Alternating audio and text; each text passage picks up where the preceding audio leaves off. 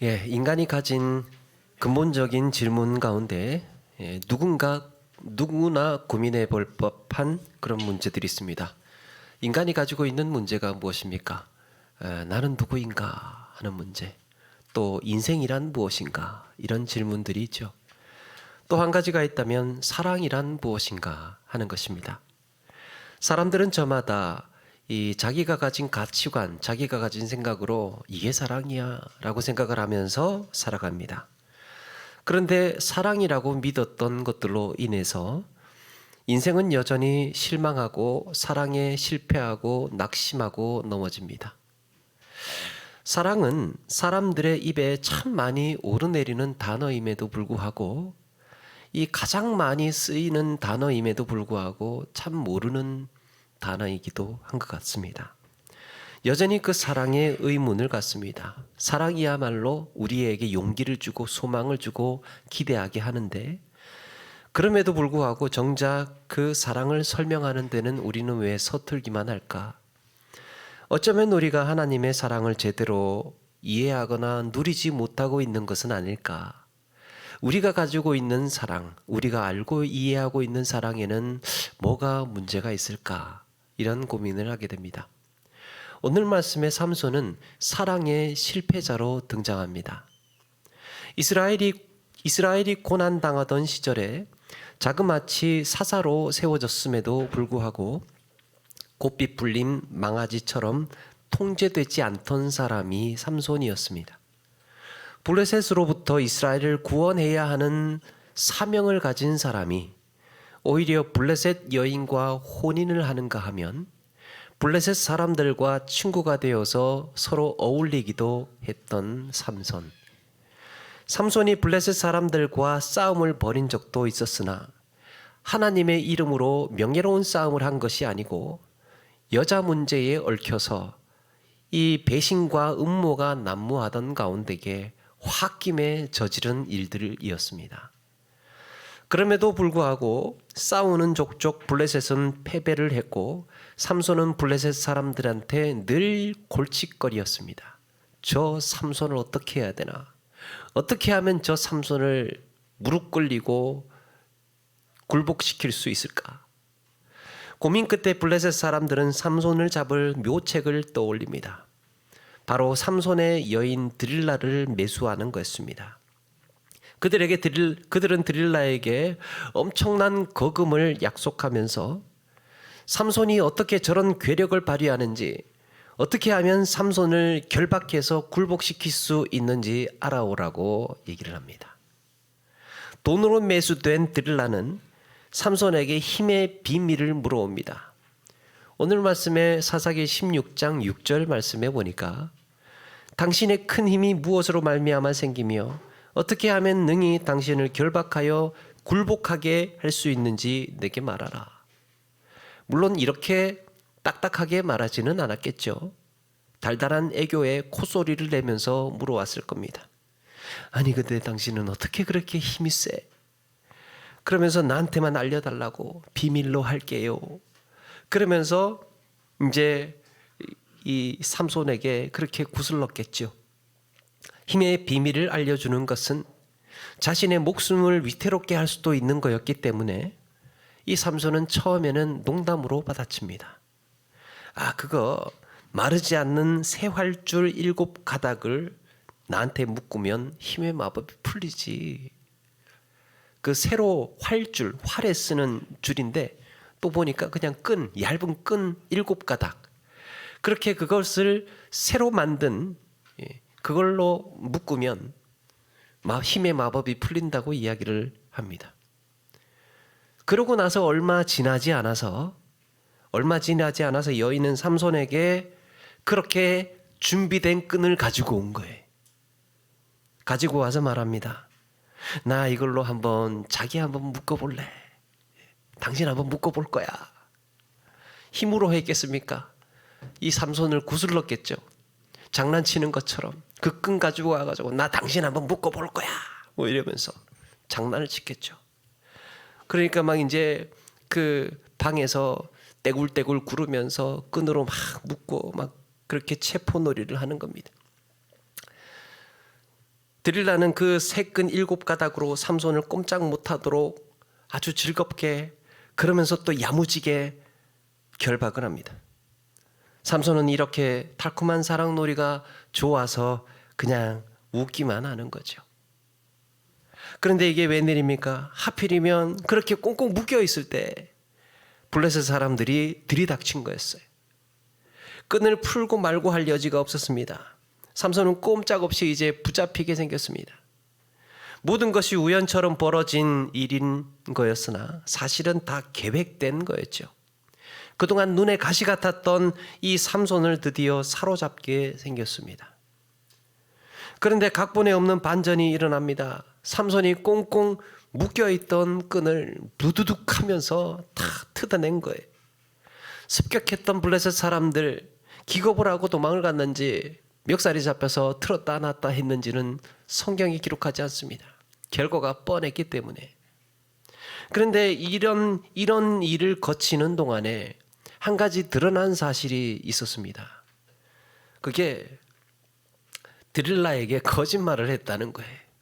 꼼짝 못한다고 해놓고 끈 7가닥을 묶어놨더니 쉽고 간단하게 풀어버렸으니까 거짓말이 된 겁니다. 드릴라는 이 점을 파고듭니다. 아니 그나저나 위험에서 벗어난 것은 다행인데 어쨌든 당신 나한테 거짓말한 거네? 어떻게 나한테 이럴 수가 있지? 아이러니하게도 이 여인의 거짓된 사랑이 삼손에게 진실을 요구하고 있습니다. 드릴라의 사랑은 거짓이었어요. 그런데 삼손에게 정작 요구하고 있는 것은 당신은 진실해라. 당신 날 정말 사랑하는 게 맞냐?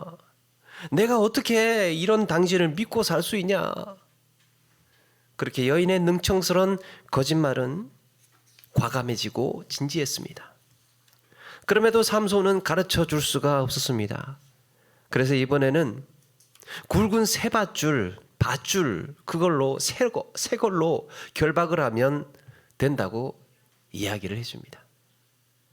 또 체포놀이는 안 할 거라고 생각을 했는데 아니면 걸 또 그렇게 체포놀이를 하는 거예요. 블레셋 사람들이 또 습격을 하고 같은 상황이 벌어집니다.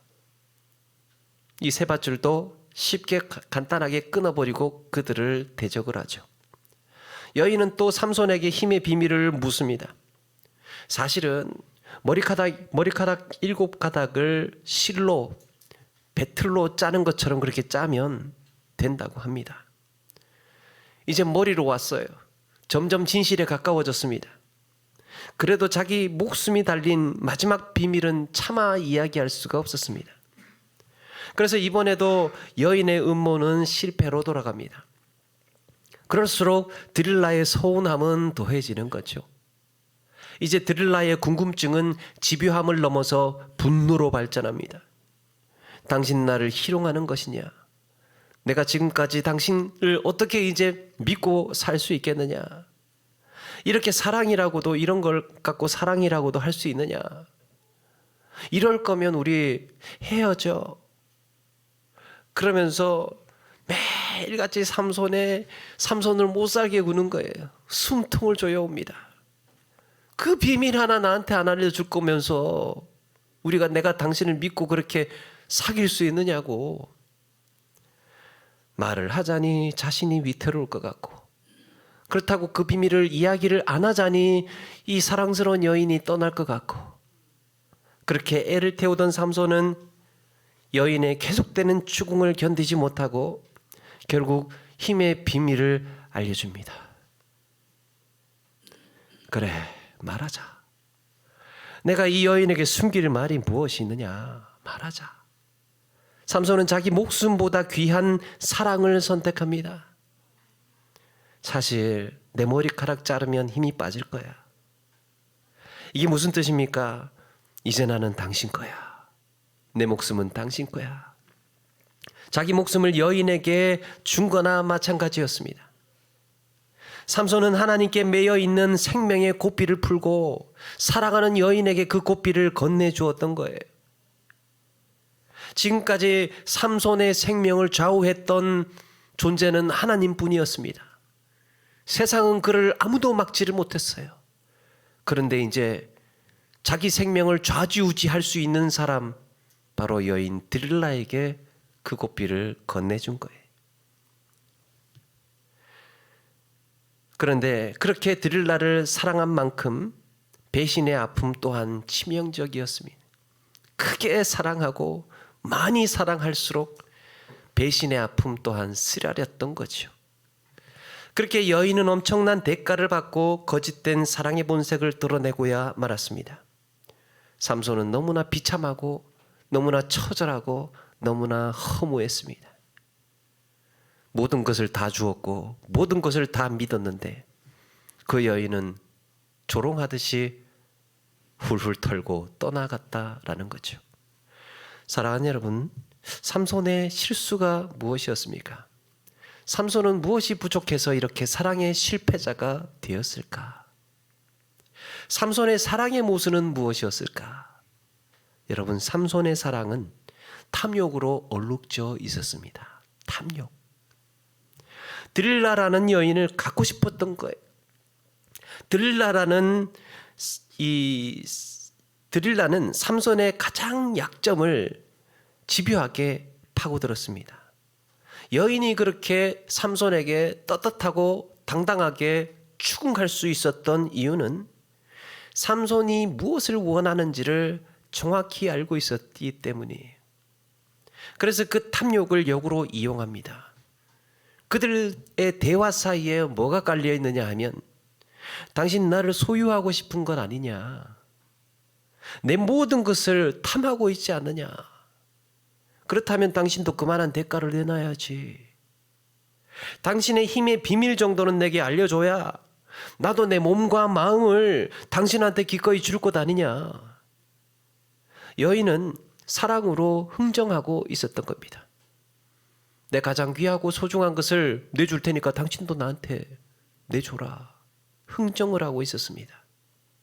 삼손 역시 이 여인을 소유하기 위해서 이 정도는 내주어야 한다고 생각을 합니다. 그래, 여인이 나한테 모든 것을 다 주겠다는데 내가 힘의 비밀 정도는 가르쳐 줄 수 있지 않느냐. 이렇게 인간의 욕심은 하나님이 주신 사랑을 제대로 누리지 못하게 만듭니다. 인간의 욕심, 인간의 탐욕은요, 하나님이 우리에게 가르쳐 주신 사랑을 건전하고 제대로 누리지 못하게 만들어요. 탐욕의 사랑은 거짓을 낳습니다. 진리가 빠진 사랑은 사람을 위험에 빠뜨립니다. 진리에서 떠난 사랑은 사람을 위험하게 만들어요. 플래너리 오코너라고 하는 여류 작가는 이런 말을 했습니다. 믿음이 없을 때 우리는 다정함으로 다스린다. 다정함이 그 근원과 분리될 때의 논리적 결과는 공포다. 그리고 그 다정함은 가스실로 이어진다. 사람이 믿음의 관계가 아닐 때 어떻게 사람을 조종하고 다루느냐? 다정하게 다룬다는 거예요. 다정하게 한다는 겁니다. 이게 무슨 말입니까? 변함없는 진리에서 떨어져 나온 사랑. 사랑의 근거가 뭐냐? 진리.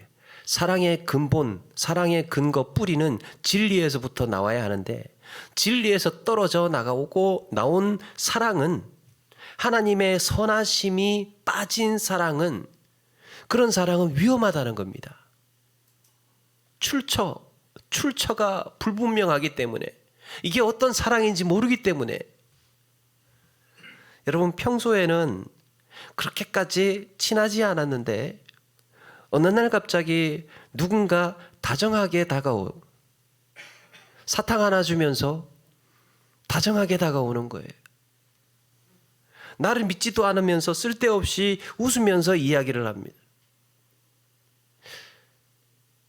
오버하는 거죠. 여러 가지 정황상 이렇게까지 호의를 베풀 사람이 아닌데 뜬금없이 친절하다면 우리는 속으로 어떤 생각을 합니까? 이건 뭐지? 너한테 왜 이래? 왜 이래? 그런 생각하지 않습니까? 왜 그렇습니까? 위험하기 때문에. 진실이 빠지고 나를 통해 원하는 것을 얻으려는 이 다정함은 경계하라고 이야기를 합니다. 그래서 성경은 사랑이란 진리와 함께 기뻐하는 것이라고 했습니다. 사랑은 진리를 떠나서는 위험한 무기가 될 수 있어요. 이렇게 하나님이 없는 껍데기 사랑을 탐욕의 사랑이라고 할 수 있습니다. 진리가 빠진 사랑은 허기진 사랑이기에 끊임없이 요구를 하는 거예요. 진리가 빠지면 그냥 중요한 가장 핵심 큰 덩어리가 쑥 둘러 빠지고 나면 사랑은 그냥 껍데기일 뿐이라는 거예요. 그러니까 허기가 진 사랑은 계속해서 뭔가를 채우고 뭔가를 갈구하게 되는 거죠. 여러분, 거기에 돈으로, 힘으로, 명예로, 쾌락으로 채워도 만족이 없는 이유가 거기에 있습니다. 탐욕의 사랑이기 때문에. 결국 삼손은 자기 목숨마저 탐욕의 사랑의 담보가 되었습니다. 여인의 사랑은 처음부터 거짓이었고 삼손이 결박되고 처참하게 눈이 뽑히고 노예가 되어도 동정하지 않고 돌아보지 않았습니다. 그렇게 삼손은 탐욕의 눈이 어두워서 탐욕의 사랑에 배반을 당하고 말았던 거예요. 삼손이 사랑의 눈이 어두웠다는 것을 상징적으로 보여주는 것이 눈이 뽑힌 거죠. 그렇다면 성경에서 말씀하는 하나님의 사랑이란 무엇일까? 성경에서 우리에게 어떤 사랑을 가르쳐주고 있느냐? 예수님께서 그 사랑을 보여주셨는데 예수님의 사랑의 특징 한 가지가 있다면 동정어린 사랑입니다. 동정어린 사랑. 철학자 마사누스 바움이라는 사람은 동정이란 공감 이상의 것이라고 설명을 합니다. 공감과 동정이 있는데 이 공감 더 위에 있는 상회 단계에 있는 것이 동정이라는 거래요. 고통받는 사람을 보았을 때 공감은 그저 마음으로 이해를 하는 겁니다. 공감은 그냥 같은 마음을 느끼는 거죠.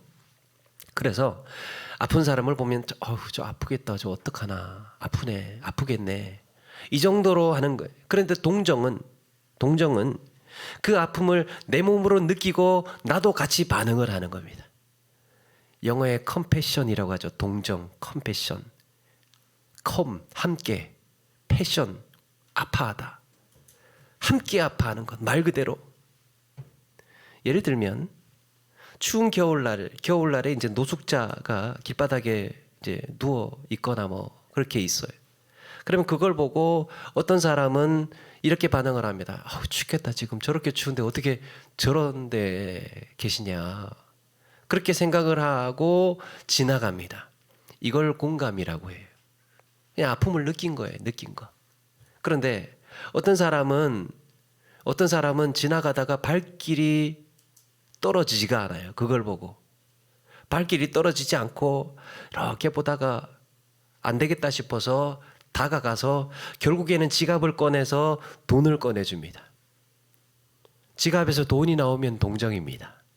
돈이 나와야 동정이. 이게 무슨 말입니까?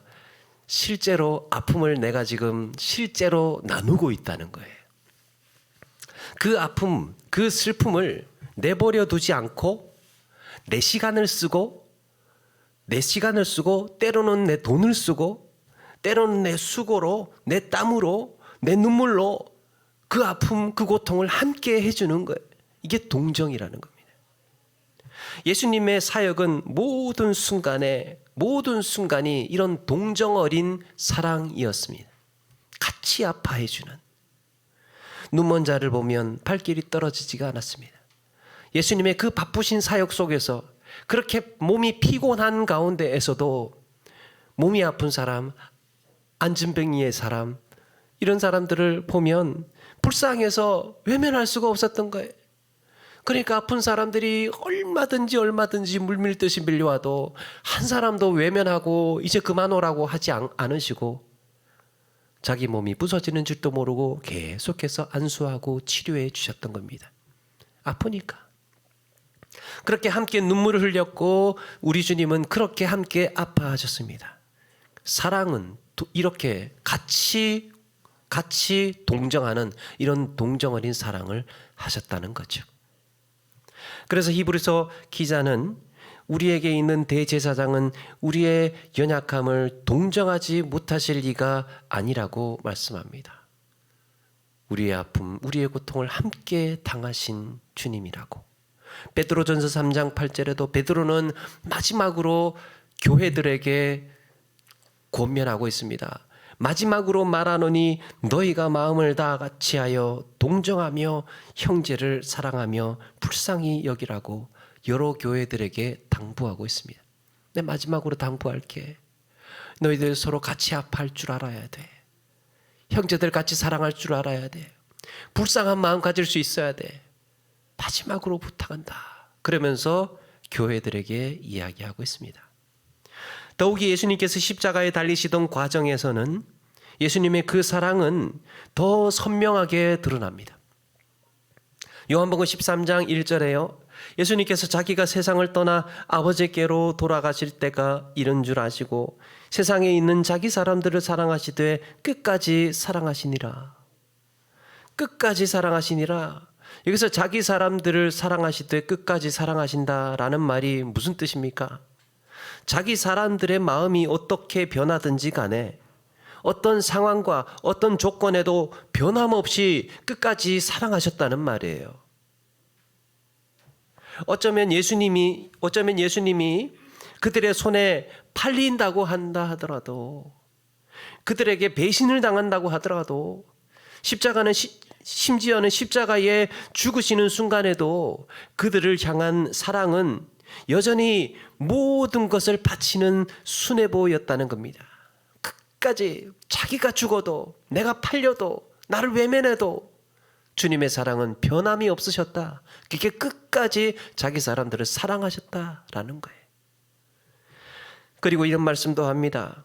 누가복음 23장 34절에 이에 예수께서 이르시되 아버지 저들을 사하여 주옵소서. 자기들이 하는 것을 알지 못함이니이다. 십자가에 달리신 예수님께서 그렇게 하고 있는 그 사람들을 용서해 달라고 기도합니다. 세상에 미련 남길 것 없을 만큼 예수님은 철저하게 버려졌습니다. 예수님의 얼굴을 향해서 침을 뱉고 때로는 뺨을 때리고 때로는 온갖 저주와 욕설을 퍼부었습니다. 제자들마저 하나같이 예수님의 곁을 떠났습니다. 이제 예수님께서는 인간에게 아낌없는 분노를 쏟아부으실 차례예요. 세상에 미련 남을 것이 하나도 없어요. 다 나를 버렸기 때문에. 그런데 예수님의 처절한 간구는 무엇입니까? 저들을 사하여 주옵소서. 지금 자기들이 무슨 짓을 하는지도 모르고 있어요. 저들을 사하여 주옵소서. 자신이 받고 있는 이 고통보다 구원자를 알아보지 못하는 저들의 어리석음을 아파하고 불쌍히 여기고 계십니다. 저 불쌍한 것들. 그 사랑의 상징적인 인물로 죄인 중에 괴수였던 바라바가 풀려났고 십자가에 같이 매달렸던 이 강도는 오늘 네가 나와 함께 낙원에 있으리라. 구원의 은혜를 잊게 됩니다. 이것이 죽어가던 예수님께서 보이신 진실한 사랑이었습니다. 끝까지 변함없이 사랑하는 것. 그 존재를 사랑하는 것. 주님이 보이신 사랑은 조건에 따라 휘둘리는 탐욕의 사랑이 아니라 오히려 자기 사람들의 약함을 함께 아파하시고 동정하시는 자비의 사랑이었습니다. 사랑은 진리와 함께 하기 때문에 변하지가 않아요. 뭐 나한테 지금 이래? 그럼 나도 좀 스탠스를 바꿔야 되겠구나. 그러면서 자기 입장 바꾸는 게 아니고 사랑은 변함없이 그 존재를 향하여서 사랑하는 것입니다. 킹 제임스 성경의 영어 성경에는 신적인 사랑을 아가페라고 하잖아요. 이 아가페를 자비로 번역을 하는데요. 이 자비라는 단어의 어근은 귀하게 여기는, 소중한 이라는 의미가 있다고 그래요. 존재 그 자체가 소중한 거예요. 사랑의 대상은 그 사람의 조건, 그 사람의 환경이 달라지고 변해지는 것과는 상관없이 그냥 그 존재 자체가 귀하고 소중한 것입니다. 이런 신적인 사랑의 속성을 우리는 톨스토이의 소설에서 발견할 수 있습니다. 크리스찬이었던 이 톨스토이가 인간의 사랑을 누구보다도 깊이 있게 고민을 했습니다. 이반 일리치의 죽음이라는 소설이 있는데요. 거기에 탐욕으로 일그러진 사랑의 허무함을 말하면서 하나님의 성품에서 닮아야 할 사랑이 무엇인지를 들여다보게 합니다. 이야기의 시작은 이반 일리치라는 인물의 부고 소식으로 시작이 됩니다. 주인공이 처음 이제 죽은 이야기부터 나오는 거예요. 고등법원의 판사였어요. 그러니까 세상에서 사회적으로 성공한 사람이죠. 그 사람이 45에 죽었다는 소식이 전해지면서 주변 사람들과 동료들이 충격을 받아요. 아니, 저렇게 멀쩡하고 저렇게 성공하고 저렇게 잘 사는 사람이, 저렇게 잘 나가는 사람이, 남부러울 것 없는 사람이 어떻게 이렇게 갑자기 죽는다는 말이냐, 충격을 받습니다. 그런데 겉으로는 이렇게 그의 죽음을 애도하고 안타까워하는 가운데 사람들 사이에는 또 이상한 분위기가 형성이 됩니다. 그래도 내가 죽은 건 아니니까, 충격적이다. 그래도 내가 죽은 건 아니니까, 이런 생각들을 해요. 그리고 그나저나 이번에 인사이동이 좀 있겠어? 자리 하나 비었다 이거죠. 판사 자리 하나 비었으니까 이렇게 끼워 맞추면서 자기 자리가 이제 올라갈 거라는 이런 내심 기대와 환영, 한 사람이 죽음 앞에서 환영들을 하고 있었던 거예요.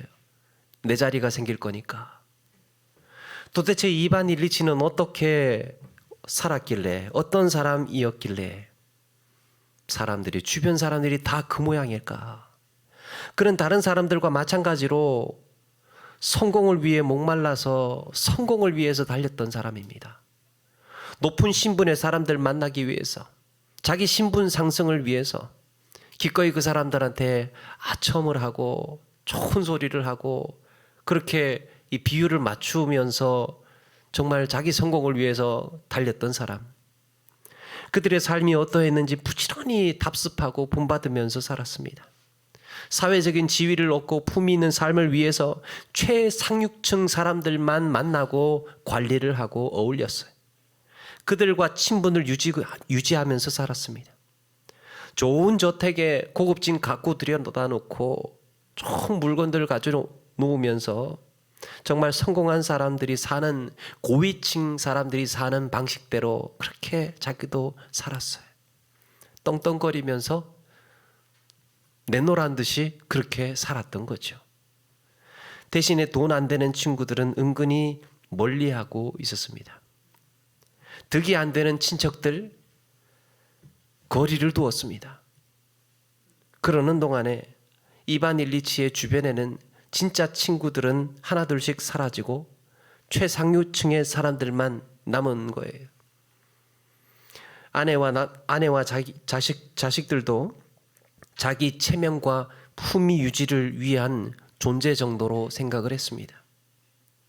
그런데 어느 날 이반은 집에서 그 고급 커튼을 달다가 사다리에서 그만 떨어지는 바람에 옆구리에 부상을 입습니다.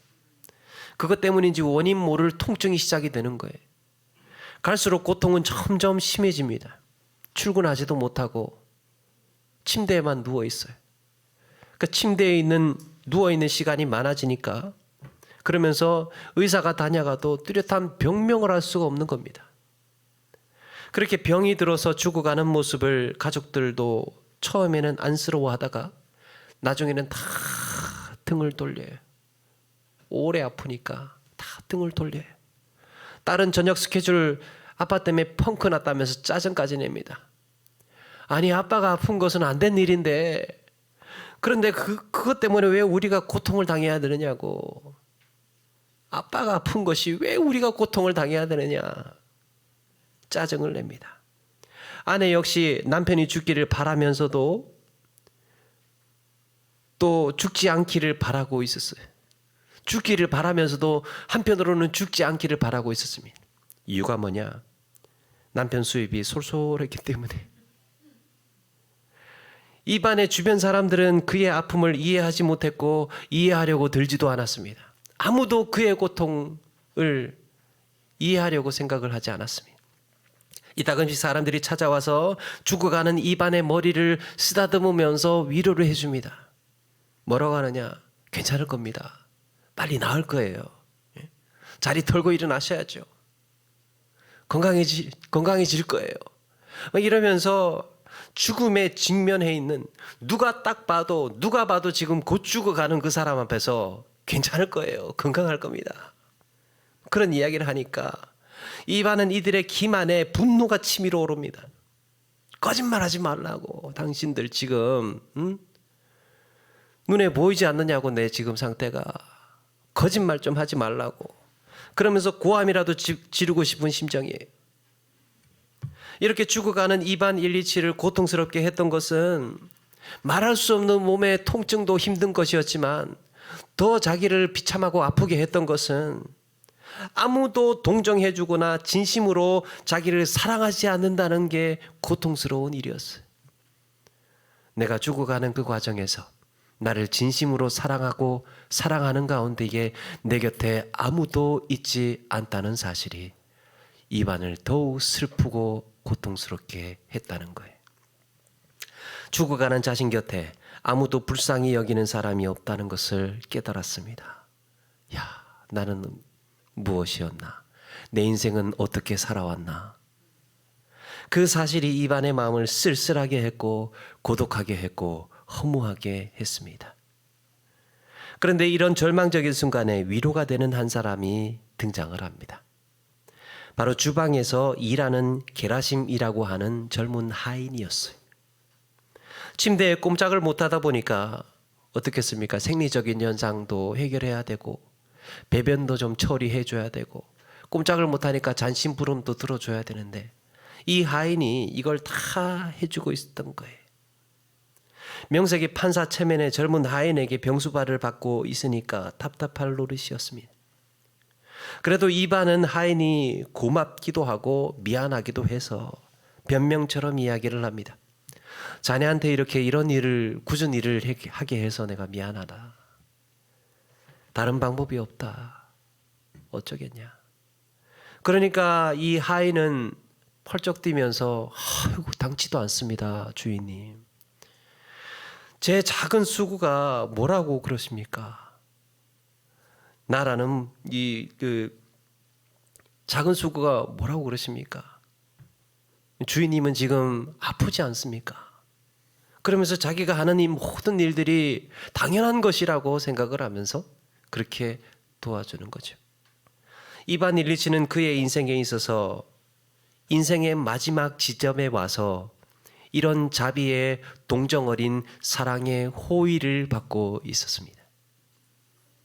가장 무기력하고 가장 굴욕적인 순간에 자기에게 아무도 남아있는 사람이 없었던 그때에 하인이 베풀고 있는 사랑을 받고 있었던 거예요.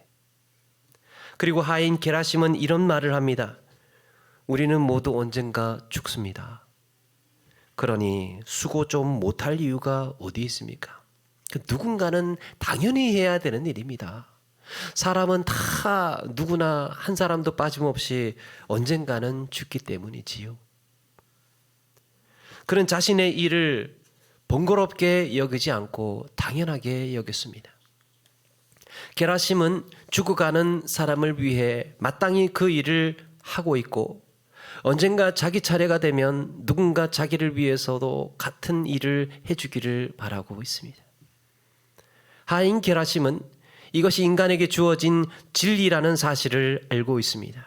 누구도 부인하지 못하는, 누구나 맞이해야 하는 이런 변함없는 상황 속에서 나 역시도 그런 형편, 그런 처지에 놓일 것이기 때문에 내가 당연히 내 주인에게 이런 헌신과 수고를 하는 것은 당연한 일이다.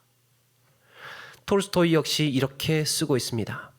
진리가 없으면 사랑은 제멋대로 채워지는 빈 껍데기가 된다. 진리가 없으면 사랑은 빈 껍데기래요. 근데 어떤 빈 껍데기냐? 다른 것으로 대체가 되는 빈 껍데기가 된다는 거예요. 여러분, 사랑의 진리가 빠지면 그 공허한 자리에 무엇으로 채워집니까? 인간의 것으로 채워지는데 탐욕으로 채워지고, 사랑의 소유욕으로 채워지고, 정욕으로 채워지고, 때로는 거짓으로 채워지고, 허영으로 채워지고, 교만과 이기심으로 채워지기도 한다는 거죠. 진리가 빠지면 그런 것들로 대체가 되는 거예요. 그러니까 우리는 사랑에 속고 상처를 받고 실망을 하는 것 아니겠습니까? 이렇게 이반일리치는 죽어가고 있는 자신을 지극정성으로 보살피고 있는 하인 게라심을 보면서 진실한 사랑을 배우게 됩니다. 좀 일찍 이런 사랑을 배웠으면 좋았을 걸.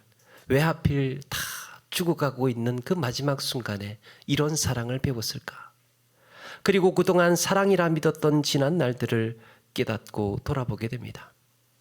가장 절박하고 자기에게 남은 것이 아무것도 없다는 것을 알았을 때 그는 진짜 사랑에 눈을 뜬 것이죠. 다 털고 나니까 아무것도 없는 사람이 되고 보니까 이제 건강도 잃고 재산도 의미가 없고 주변의 사람들도 다 빈 껍데기들이라는 것을 확인하고 보니까 이제야 진짜 사랑이 무엇인지를 깨닫게 된 거였습니다. 그렇게 죽어가고 있던 마지막 순간에 그때 되어서야 비로소 아내가 불쌍해 보입니다. 아이들이 불쌍한 생각이 들어요. 살이 쏙 빠지고 야윈 몸에 그렇게 움찔하면서 호흡이 이제 몇 번 남지 않은 마지막 순간에 이반은 사랑을 깨닫습니다. 제대로 사랑하지 못하고 이렇게 먼저 떠나게 되어서 아내에게 미안하고 남겨질 아이들이 고생하며 살 생각을 하니까 불쌍했습니다.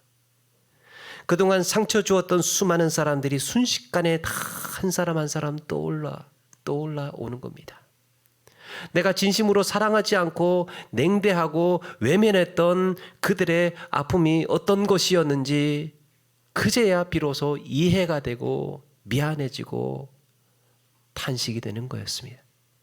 그렇게 이반일리치는 마지막 호흡을 끝으로 죽음 대신에 진정한 기쁨의 광명을 맞이합니다. 사랑하는 여러분, 우리가 배우고 닮아야 할 사랑은 분명해졌습니다. 사랑은 진리와 함께 기뻐하는 것이라고 했습니다. 사랑에 하나님의 선하심이 빠지고 진리가 빠지면 탐욕과 거짓으로 채워지는 거였습니다. 사랑은 먼 산 보듯이 구경하는 것이 아니라 아픔을 지나치지 못하고 그 고통에 함께 머물러서 함께 참여하는 거였습니다. 그래서 사랑에는 눈물과 수고를 동반합니다. 진짜 피부에 닿는 사랑은요, 같이 눈물도 흘리고 같이 함께 수고도 하는 거죠. 그리고 하나님의 사랑은 타인을 있는 그대로 존중합니다. 어쩌면 그가 가장 초라하고 비참하고 무기력하고 무능해져 있는 순간에도 우리 주님은 인간의 형편과 처지로 판단하지 않으시고 진리의 눈으로 한 영혼 한 영혼을 바라보고 계셨습니다. 그의 진심을 보고 그의 마음을 보고 사랑의 대화를 나누셨던 거죠. 말씀을 마칩니다. 사랑하는 여러분, 이 땅을 살아가는 동안에 마지막 순간에 가서야 비로소 진짜 사랑을 깨달은 그 누군가의 삶보다 한시라도 빨리 동정 어린 사랑으로 또 진리와 함께하는 그런 사랑으로 우리 주님의 사랑을 닮아가시고 변화되어가는 우리 모두가 되기를 소망합니다. 주님의 사랑 앞에서 나는 어떻게 사랑하며 살아왔을까? 내 사랑의 모습은 과연 어떤 모습일까? 어쩌면 나도 인간의 이기심과 교만과 욕심과 소유욕과 이런 것들로 영향받고 있었던 것은 아닐까?